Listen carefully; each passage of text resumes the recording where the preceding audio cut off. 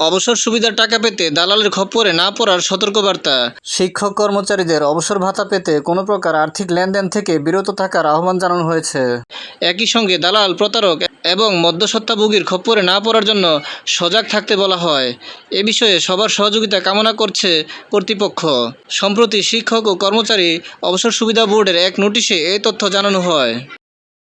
এতে শিক্ষক ও কর্মচারী অবসর সুবিধা বোর্ডে চলতি বছরের জুলাই পর্যন্ত জমা হওয়া আবেদনগুলোর মধ্যে যেসব শিক্ষক ও কর্মচারী এখনও অবসর সুবিধা পাননি তাদের প্রয়োজনীয় কাগজপত্র বোর্ডে পাঠানোর জন্য বলা হয়েছে। ইন্ডেক্স নাম্বার, আবেদন আইডি নাম্বার সহ অন্যান্য তথ্য জমা দিতে হবে। এতে আরও বলা হয়, অবসর সুবিধা বোর্ডে 2026 খ্রিস্টাব্দের জুলাই পর্যন্ত জমাকৃত আবেদনগুলোর মধ্যে যেসব শিক্ষক কর্মচারী অবসর সুবিধা পাননি তাদের প্রয়োজনীয় কাগজপত্র অবসর সুবিধা বোর্ডে পাঠানোর জন্য অনুরোধ করা হলো।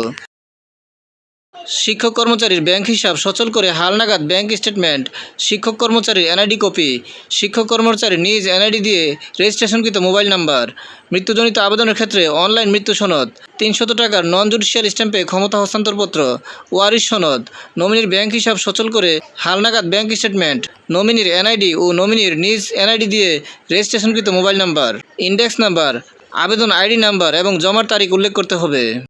রাজধানীর রিচ-কার্টন গার্ডেন রোডের প্রবাসী কল্যাণ ভবনের অবসর সুবিধা বোর্ডের অফিসে এসব কাগজপত্র জমা দিতে হবে।